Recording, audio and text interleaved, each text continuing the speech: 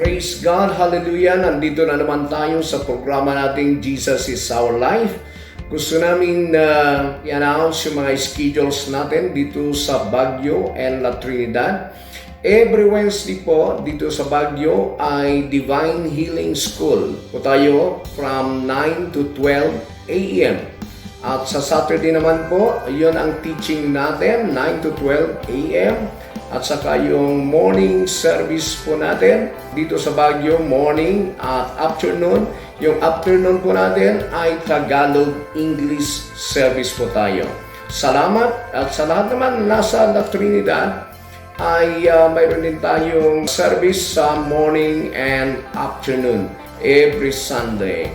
At saka sa lahat ng mga outreaches natin all over the Philippines at ganoon din sa overseas, sa Hong Kong po tayo. At alam ko na marami rin ang interesado sa mga kapatiran na nandyan sa lugar natin at pwede po kayong umattend sa services natin. Hallelujah! Ito na po ang mensahe natin sa oras na ito. Receiving God's Revelation. Hallelujah! Pagpatuloy natin ang ating pag-aaral sa salita ng Diyos.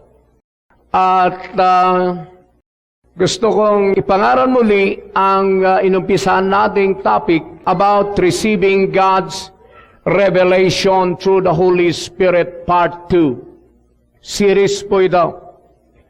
Receiving God's revelation through the Holy Spirit Part 2. Okay. Kailangan nating makatanggap ng kapahayagan o revelation that comes from God through the Holy Ghost. Pag wala tayong revelation, hindi natin maunawaan ang salita ng Diyos at hindi natin maunawaan ang pagka-Diyos ng Diyos. Kailangan natin magkaroon ng kapahayagan o revelation for us to know God. Kung walang revelation, hindi natin makikilala ang tunay na pagka-Diyos ng Diyos at ang mga spiritual things. So, pag spiritual things ang pinag-uusapan, we need revelation. Kailangan natin ang kapahayagan na magmumula sa Diyos. This is so very important in knowing God. Amen? So, this is serious. Naituro ko na sa atin yung kung ano ang gagawin natin upang tayo makatanggap ng revelation. Naituro ko yung prayer, believing, at saka meditation. At ano ba? Okay. Pero sa ngayon, ang ituturo ko, ano po yung mga bagay na nais ng Diyos na ipahayag sa atin. Kung ano yung gusto niyang i-reveal sa atin. Yun ang gusto kong bigyang diin sa hapong ito na kailangan natin makita yung mga bagay na nais ng Diyos na ipahayag sa atin. Una, ay gusto niyang i-reveal sa atin ay ang kanyang sarili. Number one, God wants to reveal Himself to us. Gusto niyang i-reveal ang kanyang sarili sa atin. Gusto niyang ipahayag upang tayo magkaroon ng pagkakilala sa Kanya or kaalaman sa Kanya. Karoon ng knowledge of Him. So, titingnan natin yan. God wants to reveal Himself to us. Titingnan natin sa Ephesians. Okay, nabanggit ko ito sa nakaraan. Ephesians chapter 1. Okay? Verse 17. Kaya ay dinadalangin ni Apostol Paul na magkaroon tayo ng spirit of wisdom in the knowledge of Him. Amen. Babasahin natin yan. Ephesians chapter 1 verse 17. Lagi nating na-quote ang scripture na ito tungkol sa revelation.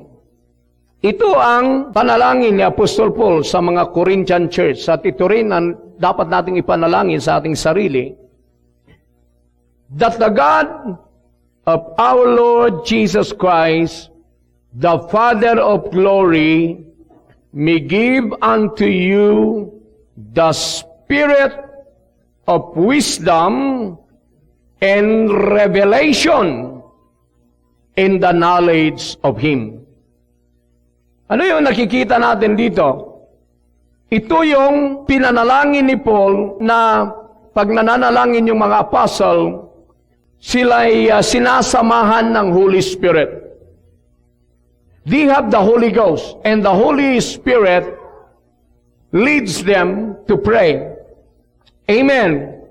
Kaya ang Holy Spirit ay ginamit niya si Paul na manalangin sa panalangin na ganito. Sinabi ni Paul sa kanyang panalangin that the God, ito yung aking lagi kong dinadalangin sa inyo, that the God of our Lord Jesus Christ, the Father of glory, may give unto you the spirit of wisdom and the knowledge of Him. Ano yung revelation dito? Spirit of revelation na magpapahayag sa Diyos sa kanila. Amen. Magpapakita or magpapakilala sa Diyos sa kanila through revelation of the Holy Spirit. Kaya ang una nating dapat matanggap na revelation ay revelation knowledge of God. Naunawaan ba natin yan? Kailangan natin makilala ang Diyos through revelation. Pag hindi mo makikilala ang Diyos, hindi ka mababago. In my experience, pag nire-reveal ng Diyos ang kanyang sarili sa akin, na unawaan ko, nakikita ko through revelation ang pagka-Diyos niya sa akin, kung sino siya sa akin, doon ako nababago. Dahil nakikita ko kung sino ako sa Kanya, kung sino siya sa akin. Pag hindi mo makita yan, hindi mo alam kung sino ka talaga eh. Kasi tayo'y nilalang o nilikha ng Diyos ayon sa Kaniyang image and likeness, larawan at wangis. Kaya pag nakikita mo ang pagka-Diyos niya, nakikita mo ang iyong sarili sa Kanya. Amen. Yun ang revelation knowledge. Kaya kailangan natin makilala ang Diyos sa pamamagitan ng revelation. So number 2, natitingnan natin, yung binasa din natin ito sa nakaraang linggo, sa 1 Corinthians chapter 2, verse 10 to 12. 1 Corinthians chapter 2, verse 10 to 12, makikita din natin dito, yung gusto ng Diyos, gusto ng Holy Spirit, na i-reveal sa atin, ipahayag sa atin, ay ang pagka-Diyos ng Diyos. You need to have this kind of revelation.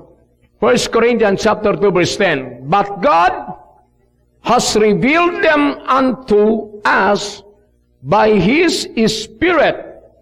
For the Spirit searches all things, yea, the deep things of God.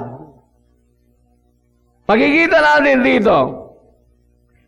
Basahin natin sa ibang translation. But it was to us that God revealed these things by His Spirit.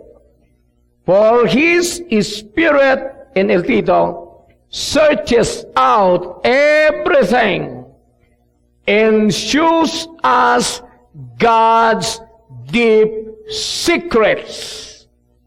Ang i-reveal ng Holy Spirit sa atin ay yung mga malalalim na bagay tungkol sa Diyos. So kaya niyang i-reveal sa atin ang lahat ng pagka-Diyos ng Diyos. So yan ang dapat natin malaman, na ang revelation na ito, na gustong ipahayag ng Ama, ng Diyos sa atin ay He wants to reveal Himself to us. Kaya ang lagi kong pinapanalangin sa aking puso o sa aking sarili ay ipahayag ng Diyos kung sino siya sa akin. Ay pinapanalangin ko, Panginoon, ipahayag mo sa akin kung sino ka talagang makapangyarihan na Diyos. Ipahayag mo sa akin kung sino ka talaga na God of health sa akin para makita ko na ako'y healthy because of you. Ipahayag mo sa akin na ikaw ay tunay na mayaman, na lahat ng bagay ay sayo. Alam ko yun sa aking ulo, sa aking isipan, pero gusto ko yung revelation. Kasi yung revelation kasi ay hindi lang sa ulo mananatili, kundi sa tunay na buhay. Makikilala mo siya sa tunay na buhay. Yun ang gagawin ng revelation. Kaya, pag naunawaan ko yan, pag nalalaman ko yan, through revelation na siya yung Diyos na aking Ama, na pinakamayaman sa lahat, nakikita ko na sa aking buhay na ako ay talagang mayaman. Yun ang effect ng revelation na ito. Kaya, kailangan natin ang revelation in the knowledge of Him. God wants to reveal Himself to His children. Gusto niyang ipakita or ipahayag sa atin ang kaniyang pagka-Diyos. Amen? Of His fullness.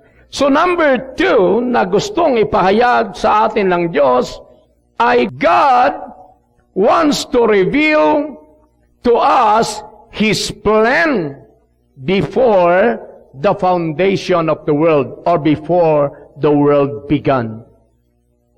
Number 2 na gustong i-reveal sa atin ng Diyos by His Spirit ay ang kanyang plano noon pa.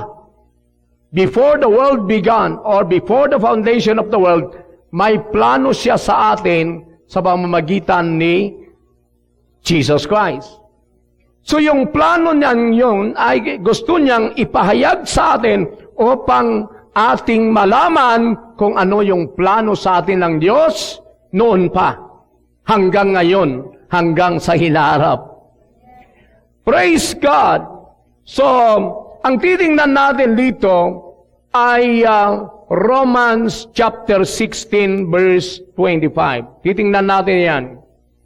Number 2 na gustong ipahayag sa atin ng Diyos, gusto niyang i-reveal sa atin His plan before the world began for us. Romans chapter 16 verse 25, ganito ang sinasabi. Now to Him that is of power to establish you according to my gospel and the preaching of Jesus Christ, according to the revelation of the mystery which was kept in secret since the world began. Makikita natin dito, hidden for long ages ago.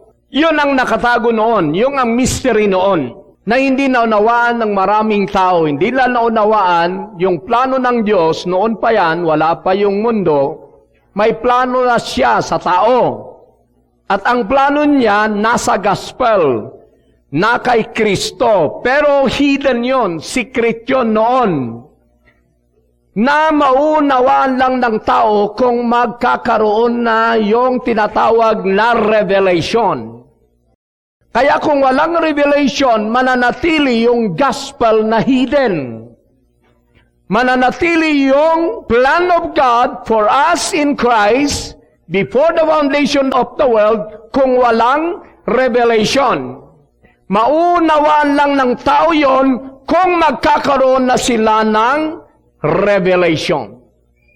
So titingnan natin yung plano ng Diyos through the gospel, through the preaching of Jesus Christ na gustong ipahayag sa atin ng Diyos na ating Ama.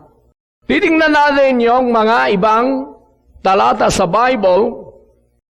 1 Peter chapter 1 verse 18 to 21. Next verse na ating titingnan. His plan before the world began. mayroon pala siyang plano noon pa. Kaya nakita ko na noon pa nung wala pang mundo, wala pang nilalang na sanlibutan, wala pang nilikha, mayroon na siyang plano sa mga tao na kanyang lilikhain. Ano yung plano niya? Na kay Kristo, nasa gospel. Pero kailangan mai-reveal, magkaroon tayo ng revelation. So maraming mga mananampalataya na wala silang revelation sa gospel. We need this revelation. Yun ang natanggap ni Paul at natanggap yung mga apostle.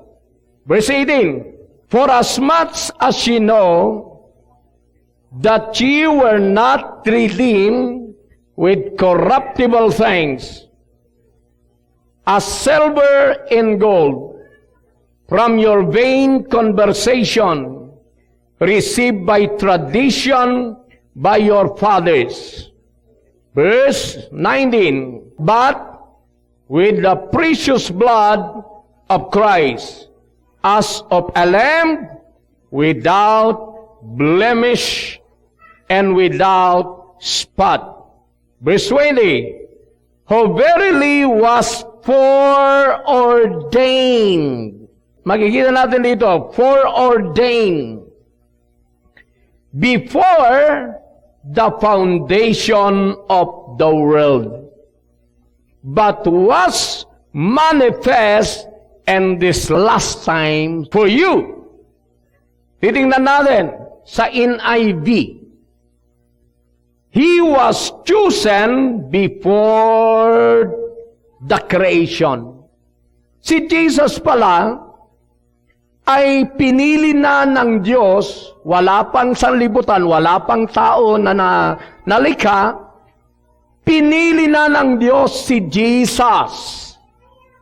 Amen. He was chosen before the creation of the world. Ano yung gagawin niya? He was chosen before the creation of the world na sa pamamagitan niya, sa pamamagitan ng kanyang dugo, ay tutubusin niya, babayaran niya ang lahat ng kasalanan ng tao na lalalangin pa niya noon pa. Ang ibig sabihin nun ay, alam ng Diyos ng tao na kanyang lalalangin ay magkakasala. Alam niya yon. Yun ang tinatawag na foreknowledge of God. Alam niya yon na pag lalalang ako ng tao, sila'y magkakasala, sila'y mahuhulog sa kasalanan. Alam niya yon. Kaya hinanda ko na si Jesus na tutubos sa kanilang mga kasalanan. That's the plan of God before the foundation of the world. Kaya alam niyang magkakasala ang tao, alam niyang mahuhulog ang tao sa kasalanan. Kasi nakikita niya yon before the foundation of the world. Pero nakahanda na si Jesus na tagapagligtas, our Redeemer, tagapagtubos sa ating mga kasalanan by His blood. That's the plan of God before the foundation of the world. Akala ng iba kasi, ang nangyari noong nagkasala yung mga tao, saka na lang inihanda ng Ama si Jesus. That's wrong.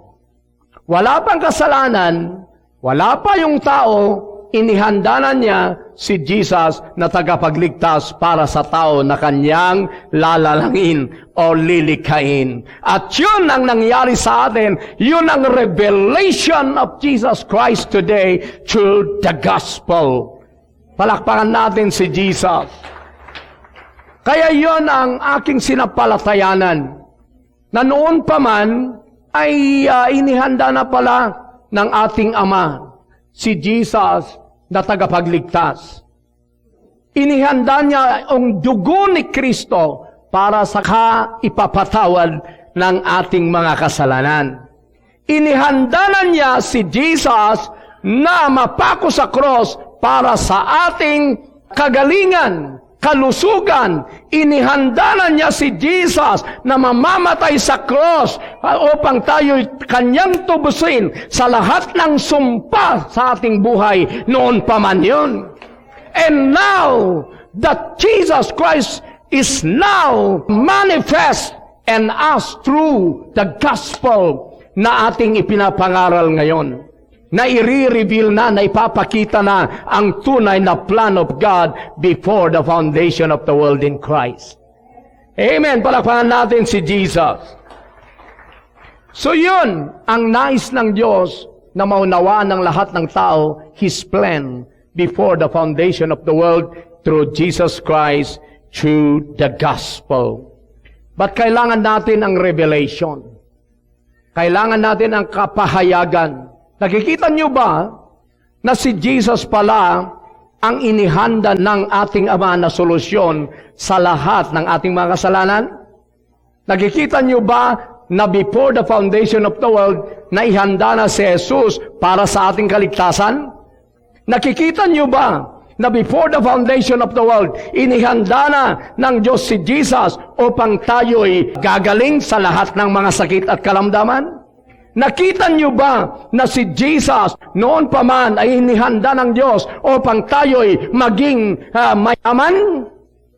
Kailangan makita niyo yan. That's the secret of the gospel. Mystery of the gospel. But now, this gospel was revealed by the power of the Holy Ghost for us to be saved, for us to be blessed, for us to be forgiven all things na ating matatanggap ngayon.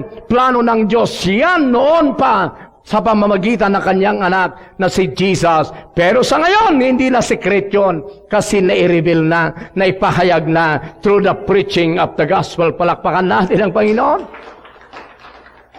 That's the power of the gospel. That's why Paul said in Galatia, the revelation of the gospel, Galatia chapter 1, verse 10 to 12, ang sinabi ni Apostle Paul, ang gospel na aking pinapangaral ay hindi ko natanggap sa human na pamamaraan or sa kakayahan ng pagkatao ng tao. Natanggap ko ang Ebanghelyo sa pamamagitan ng revelation. Hallelujah! Kaya pag ang ginagamit mo dito sa salita ng Diyos ay yung human wisdom, hindi mo talaga maunawaan. Kailangan mo ang revelation ng Holy Spirit. So we need to pray. We need to believe. We need to meditate. Amen. Hallelujah. Oh, praise God. Dito natin makikita sa Galatia chapter 1, verse 10 to 12. Kaya nakita ko ang mga ito, lagi akong nananalangin, Oh Lord, my Father, reveal the gospel to me. Pakita mo, ipahayag mo sa akin ang ebanghelyo ng aking Panginoong Jesus. Gusto kong maunawaan yung plano noon pa para sa amin. Lahat ng iyon ay nasa Panginoong Jesus noon pa man. Kaya sa Galatia chapter 1 verse 10 to 12, ito ang sinasabi. Hallelujah. Amen. For though I now persuade men or God, or though I seek to please men, for if I yet please men, I should not be the servant of Christ. Sa ibang translation, para maunawaan natin sa NLT. Obviously, I'm not trying to win the approval of people, but of God. If pleasing people were my goal, I would not be Christ's servant. Kung gusto ko lang ay ma-please ko yung mga tao, hindi ako karapat-dapat na servant ni Kristo. Kaya ang gusto kong matanggap o ang gusto kong gawin, sabi ni Paul, ay gusto ko yung approval of God. I want the approval of God. Gusto ko yung papuri na manggagaling sa Diyos, hindi yung papuri sa tao. Ang hinahanap ko ay hindi yung papuri ng mga tao, kundi yung approval of God. Yung papuri ng Diyos. Yung sabi niya, kasi pag yung papuri ng taong aking hinahanap, hindi sana ako dapat maging servant of Christ. Kaya sinabi niya, kasi yung gospel ang tinutukoy dito. But I certify you, brethren, that the gospel, ito na, which was preached of me, is not after men. Finally, dear brothers and sisters, I want you to understand that the gospel message I preach is not based on mere human reasoning. Hindi nakabase sa human origin or hindi nakabase sa human knowledge or human wisdom. Ang gospel ko ay hindi lang galing sa tao. Yun ang ibig sabihin ni Paul. Bakit? Saan niya nakuha yung gospel niya? Dito sa verse 12. I did not receive it from any man. Hindi ko natanggap kung sa kaninong tao. Nor was I taught it. Hindi nila ipinangaral sa akin. Wala pang nangaral sa kanya. Believe ako talaga kay Paul. Rather, I receive it by revelation from Jesus Christ. Ang gospel ko ay hindi ko natanggap sa human knowledge or hindi tinuro ng tao sa akin, kundi inireveal sa akin ni Jesus Christ. Palakpakan natin ang Diyos. So dito natin makita, we need revelation.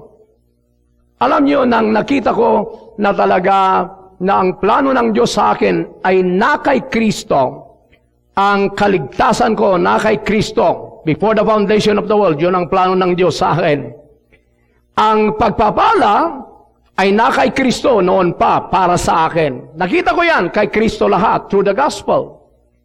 Nakita ko, He became poor that through His poverty I might become rich. That's the gospel. So doon ako nagkaroon ng tunay na pananampalataya na ako'y yayaman. Ikaw kapatid, tanungin mo sa iyong katabi, ikaw kapatid, mayroon ka bang nakitang plano ng Diyos? Amen. Tanungin mo siya. Mayroon ka bang nakita na plano ng Diyos sa iyong buhay in Christ? Baka wala pa siyang nakita. Kahit ipinapangaral ko na, baka hindi pa siya nagkaroon ng understanding or kaunawaan sa plano ng Diyos sa Kanya in Christ before the foundation of the world. Kaya yun ang gustong i-reveal ng Diyos sa inyo. Gusto niyang makita mo before the foundation of the world, gusto niyang ikaw ay yayaman in Christ. Gusto niyang makita mo na before the foundation of the world, gusto kanyang maligtas in Christ. Before the foundation of the world, gusto kanyang maging anak in Christ. Okay, yun ang susunod. Titingnan natin yung Ephesians chapter 1. Oh, hallelujah. Before the foundation of the world, ang gusto ng Diyos sa atin ay tayo'y maging kanyang anak. Dito natin makikita sa verse 3 hanggang verse 6. Babasahin natin sa NIV. Okay. Verse 3. Praise be to God and Father of our Lord Jesus Christ, who has blessed us in the heavenly realms with every spiritual blessing in Christ. So I know in Christ I am blessed. Hallelujah. Huwag kayong mag-trust or huwag kayong kampante sa inyong kalakasan, kakayahan dito sa mundo. Pag inatak ni Satan yan, wala kayong kakayanan ipaglaban ang iyong karapatan. Unless na mayroon kang sinampalatayanan kay Kristo na inyong ipaglaban. Pag wala kang ipaglalaban na sinampalatayanan mo kay Kristo, ang ginagamit mo lang ay kalakasan ng katawan or human wisdom, kayang-kaya ni Satan yon. Kasi before the foundation of the world, si Jesus, yung pinili ng Diyos, natatalo kay Satan for us. Kaya walang tao na makatatalo kay Satan kung hindi in Christ. Kailan makita nyo yan? Lahat ng plano pala ng Diyos sa atin ay na kay Kristo Jesus. Palakpakan natin si Jesus. Kaya kung gusto mong gagaling ngayon, kung gusto mo talagang ang mga sakit at karamdaman ay lalayas sa iyong buhay, kailan makita mo, before the foundation of the world, si Jesus ang pinili ng Diyos na ikagagaling ng mga tao sa lahat ng mga sakit at karamdaman. Yun ang gustong i-reveal ng Diyos. Yun ang nakita ko sa buhay ko bilang mananampalataya. So, titingnan natin ito. For He chose us in Him. Pinili niya tayo sa pamamagitan ni Kristo. Kailan? Before the foundation of the world. Titingnan natin, before the creation of the world. Oh, hallelujah. Pinili na niya tayo, wala ka pa, hindi ka pa lumabas sa mundo. Pero lahat ng lalabas ng tao, ang gagawin sana ng Diyos sa kanila, ay gagawin niya sila na anak niya through Jesus Christ. Ang isang gagawin niya dito sa verse 4, the world to be holy. Ang isa natin makikita dito, and blameless in His sight. So makikita natin yan, pinili na niya tayo before the foundation of the world to be holy and blameless. Kasi alam ng Diyos na lahat ng tao ay magkakasala eh. Nakikita niya yun sa kanyang foreknowledge. Na paglalalangin niya si Adan at si Eva, alam na niya na mahuhulog sila kasalanan at ang lahat ng tao ay maging makasalanan. Kaya before the foundation of the world, hindi pa nangyari yon, pinili na niya si Jesus. Okay, basahin natin. For He chose us in Him. Pinili niya tayo in Christ before the foundation of the world to be what? To be holy and blameless in His sight. Makikita natin yan. Lahat ng tao ay makasalanan. Pero paano sila maging holy and blameless in the sight of God? Before the foundation of the world, pinili na niya si Jesus. So in Christ, tayo magiging holy and blameless by His blood. Hallelujah! Alam na niya na lahat ng tao magkakasala, pero pinili na niya si Jesus na ibibigay niya para sa atin upang tayo maging holy and blameless by faith in Him. By His blood, we became holy and righteous in Christ Jesus. Yun ang plano niya before the foundation of the world. Kaya pag ang tao hindi niya tatanggapin si Jesus, hindi magiging holy and blameless.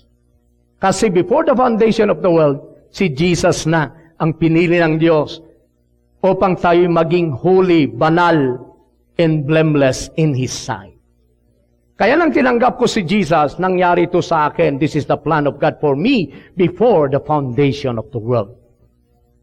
Oh, hallelujah. Sana magkaroon kayo ng revelation dito. Kaya in Christ, we became holy and righteous in the sight of the living God. Palakpakan natin si Jesus. Yun ang pananampalataya sinasabi. Pero pag under the law ka, gusto mong gawin ang iyong sarili na righteous and holy, hindi mo kaya yun. Because in Christ lang na maging holy and righteous and blameless ang isang tao. Kasi before the foundation of the world, si Jesus Christ na ang ihinanda ng Diyos para sa atin. Woo! Hallelujah! Oh, praise God! Ako ay nagagalak Dahil sa revelation na ito, na nakita ko na in Christ, natanggap ko lahat ang plano niya sa akin before the foundation of the world. Sana makita nyo yan. Maunawaan nyo yan. Para pag kayo'y nabubuhay dito, yun ang pananampalataya na dapat ninyong sampalatayanan at isabuhay. Don't trust in your own capacity. Trust in the Lord. Amen. Hallelujah. So, verse 5. He predestined us. Ano yung predestined? Decided in advance. Oh. He predestined us for what? Unto the adoption of children. Ano ba yung plano niya before the foundation of the world? Itinalaga niya na tayo gagawin niya na kanyang anak through Jesus Christ. Kaya no wonder na sa Bible, hindi pwedeng magiging anak ng Diyos ang isang tao kung hindi niya tatanggapin at sampalatayanan si Kristo. The only way for us to become His children is to believe in Christ, to receive in Christ, to have a personal relationship with Jesus by His Spirit. Hindi pwedeng maging anak ng Diyos ang isang tao kung di niya tatanggapin at sampalatayanan si Kristo. Yun ang John 1:12. Yung tatanggap lang at sasampalataya kay Kristo ang gagawin ni Kristo na anak ng Diyos. Kasi before the foundation of the world, that's the plan of God. Na magiging anak lang ng Diyos ang isang tao kung tatanggapin nila at sasampalatayanan nila si Kristo. Tinanggap nyo na ba si Jesus? Are you sure? Pag may pumunta dito na hindi mo ba tinanggap si Kristo sa iyong puso, hindi ka pa nagkaroon ng tinatawag na spiritual birth na experience, born again experience, hindi ka pa anak ng Diyos. Kasi the only way for us to become God's children is to have a personal relationship with Christ by believing, accepting Him in our hearts. Amen? That's the only way. Kaya wala tayong pwedeng dadaanan. Amen? Upang tayo makabalik sa Diyos, only in Christ. So, kailangan makita ninyo yan, na nang tinanggap nyo na si Kristo, kayo naging holy because of Christ. Kayo naging blameless because of Christ. Ang isa pang nangyari, kayo naging anak ng Diyos because of Christ. Oh, napakaraming plano ang Diyos sa atin. Before the foundation of the world, yun pala ang plano niya sa atin. Kaya pagtanggap natin kay Kristo, yun ang mangyayari sa buhay natin. Kaya we need to believe in the gospel of Jesus Christ. Amen. Hallelujah. Palakpakan natin ang Panginoon. Last part. Ang Diyos ay revealer of secrets. Ang gustong i-reveal ng Panginoon ay yung hindi kayang alamin ng tao na secret sa Kanya. Amen? Yung hindi kayang alamin ng tao sa natural or sa secular na kakayahan, na karunungan. Yun ang gusto na i-reveal ng Diyos sa Kanyang mga anak. Amen. God is the revealer of secrets. So, hindi ko nababasahin yung mga ibang verses kanina na gusto ng Diyos na i-reveal sa atin yung mga mystery. Ano yung mystery? Secrets. Amen. Sa Daniel na tayo, Daniel chapter 2 verse 47. Hallelujah. Kaya kahit yung mga malalalim na bagay about God ay gusto ng Diyos na i-reveal sa atin by His Spirit upang malaman natin yung mga malalalim na mga bagay. Hallelujah! For example, yung revelation na ginawa ni Kristo, na si Kristo, nang siya'y namatay, pumunta sa impyerno. Maraming mga tao na hindi nila kayang alamin yon. Kasi yung ginagamit nila, yung karunungan ng tao, hindi revelation. Hindi mo yan malalaman eh. Maliban na lang kung magkaroon ka ng revelation. Na si Kristo pumunta sa impyerno, binayaran niya ang impyerno para sa'yo. Kaya pag ikaw ay namatay, pag ikaw ay marelasyon kay Kristo, hindi ka pupunta sa impyerno kasi bayad na ang impyerno for your soul. Pag hindi siya pumunta sa impyerno, kailangan ikaw ang pupunta. Pero dahil pumunta na siya, binayaran na niya, kaya hindi ka na pupunta doon pag tinanggap mo siya. Amen. Ano ba yung mga revelation, yung mga secret na hindi kayang alamin ng human wisdom? Yun ang gusto niyang i-reveal. Example sa time ni Daniel na ito, na maraming magicians, marami yung nagsasabing marunong at the time. Sa kapanahunan ni Daniel, sa time ni Nebuchadnezzar na ito. Pero wala sa kanila ang nakapag-interpret sa panaginip ni Faraon. Because yun ay talagang, pag-isipin mo yan, talagang walang tao na makakagawa ng ganyan. Kasi ganito ang nangyari. Natulog si Faraon, na naginip siya, at natakot sa kanyang panaginip. Tinawag niya lahat ng marurunong, kahit yung mga magician, yung mga may tinatawag na anting-anting sa kanyang kingdom. Pero wala sa kanila ang nakapag-interpret sa panaginip ni Faraon. Bakit? Kasi ganito eh.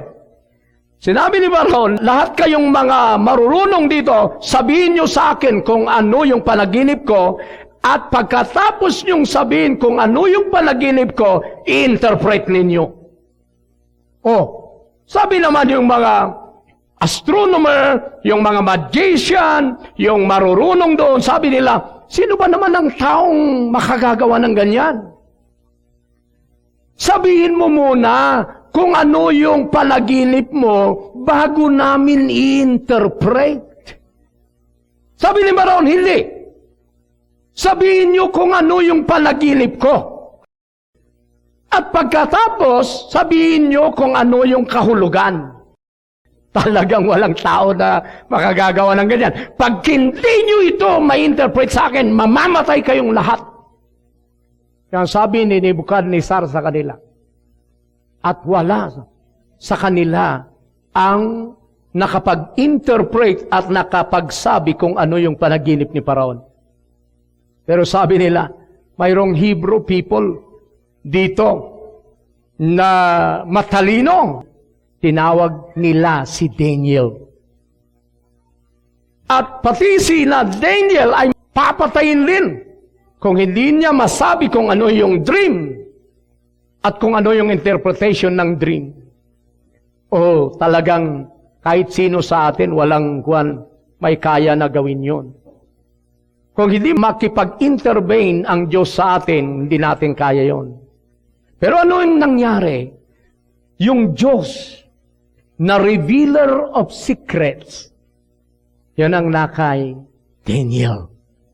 At siya rin ang nasa atin ngayon. Hallelujah. Kaya sabi niya, oh, praise God. Sa verse 47 na tayo, the king said to Daniel, surely your God is the God of gods and the Lord of kings and a revealer of mysteries. o revealer sa King James of secrets. Oh, amen. For you have been able to reveal the secret. Yun ang sabi ni Nebuchadnezzar kasi si Daniel, nanalangin sila sa Diyos, kasama niya yung kanyang friend na si Shadrach, Meshach, and Abednego. Na yung sila'y nanalangin, sabi nila, sabihin mo sa amin kung ano yung dream ni Paraon at kung ano ang interpretation. Ang Diyos ni Daniel na Diyos din natin ngayon, na revealer of secrets, pinakita niya kung ano yung dream ni Paraon. Sabi niya, may estatwa, ribulto, na napakalaki na ribulto. Yung ulo, in-interpret ni Daniel lahat yun. Pero may natipak na bato sa mountain at tinamaan yung ribulto na yon at nawasak. Yun ang sabi ni Daniel. Yun ang ibig sabihin, ikaw yung ulo ng ribultong yon. Mula pa kay Nebuchadnezzar, siya yung ulo ng ribulto na yon. Hanggang nasira ang paa ng ribulto na ibig sabihin yung kings nasa ngayon. Kasi yung ang mangyayari sa mundong ito, that's the prophecy. Na si Paraon, yung unang king na pinakaulo, at yung paanong estatwa na yon, yung king sa ngayon. End times na yon. Yun ang sisirain ng bato na yon, si Jesus yon. Amen? Yun ang ininterpret ni Daniel. At namangha si Paraon. Inaccept niya yung interpretation ni Daniel. Kaya sabi niya, ito lang ang tunay na Diyos. He is the God of gods, the revealer of secrets. Kaya pag gusto niyong magkaroon ng mga revelation, kahit yung mga secret na bagay, kayang i-reveal ng Diyos sa atin ngayon. Hallelujah! Palakpakan natin ang Panginoong Diyos. Amen. Praise God. Nasa iyo ba yung God of Daniel? Oh, we need the revelation today. Ano yung tatlo na dinuro ko? First thing na gusto nang i-reveal ng Diyos sa atin, Himself. God wants to reveal Himself. His Son, His Spirit, through His Word. Number two, na gusto niyang i-reveal, His plan for us in Christ Jesus through the gospel before the world began. Amen. Kaya yung gospel ngayon na naipapangaral, yun ang plano ng Diyos before the foundation of the world. Amen. Tutuparin niya yun sa buhay natin in Christ. Number three, He is the revealer of secrets. Kaya pagkikilos ito na revelation sa atin, wow! Hallelujah! Kakaiba kang tao kung mayroon kang revelation. Ikaw ang taong lalapitan ng mga king kahit si Nebuchadnezzar o yung mga kagaya ni Nebuchadnezzar. Kaya yon ang dapat nating matanggap sa Panginoon ngayon. Hallelujah! So tayo na po'y manalangin upang sa ganon ay magkaroon tayo ng revelation na magmumula sa Diyos. Lahat ng mga gustong tatanggap ng mga revelation, you need the Holy Ghost to flow in your life. Because God will reveal all these things by His Spirit. Without the Holy Spirit, walang revelation. So you need to be filled with the Spirit of revelation. Kaya tayo na magpakumbaba sa Diyos. We need to surrender our human knowledge, human capacity, our secular na kaalaman. Surrender natin yan sa Diyos because God is greater than us. He is greater in wisdom. than any man here on earth. So we need the revelation of God. Don't trust in that human capacity. You need to receive God's revelation. And the Holy Ghost is here in this place. The Holy Ghost is within us, upon us, to reveal God to us, to reveal the gospel of Jesus Christ. So now is the time for us to be filled with the Spirit of revelation, to reveal God to us, to reveal the gospel unto us, to reveal secrets unto us. Only by the Holy Ghost na mangyayari ito sa buhay ng tao na magpapakumbaba sa Kanya. Allow the Holy Ghost to operate in your hearts today. Hallelujah! Yan ba, natapos na po ang programa natin at alam ko na nakatulong po sa atin upang magkaroon tayo ng tunay na revelation na magmumula sa Diyos sa pamamagitan ng Holy Spirit upang tayo'y makakilala ng lubusan sa Kanya. Hanggang sa muli po mga kapatid, bye-bye, God bless you.